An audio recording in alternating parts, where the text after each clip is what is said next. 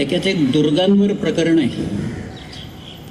शिवाजीराजांनी केलं तो असं म्हणतोय, मी आता सगळं सांगत नाही, पण आपल्या बुद्धिवैभवे व पराक्रमे कोणाची गणना न करता कोणाशी तुंबळ युद्ध करून रणास आणले, कोणाचे दर्शनास गेले, कोणास आपले दर्शनास आणले, कोणास परस्पर मित्रभेद केले, कोणास परस्पर कलह लावून दिले, असे ज्या ज्या उपाये जो जो शत्रू आकळावा त्या त्या उपाये तो तो शत्रू पादाक्रांत करून साल्हेरी ऐवंतापासून चंदी कावेरी तीरापर्यंत निष्कंटक राज्य, शतावधी दुर्ग, 40,000 पागा, 60-70,000 शिलेदार, 2 लक्ष पदाती, ऐशी केवळ नूतन सृष्टीच निर्माण केली की ज्या राज्यावरी औरंगजेबासारखा मातब्बर शत्रू चालून आला असता हतप्रभवून यमाला श्रेयास गेला, ते हे राज्य शिवाजी महाराज.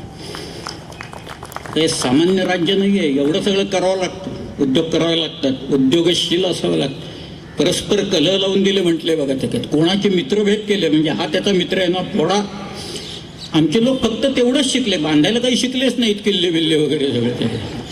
मित्रभेद करायचं वगैरे म्हटलं ते छान आहे म्हणाले, आम्हाला तेवढंच करू आम्ही आता.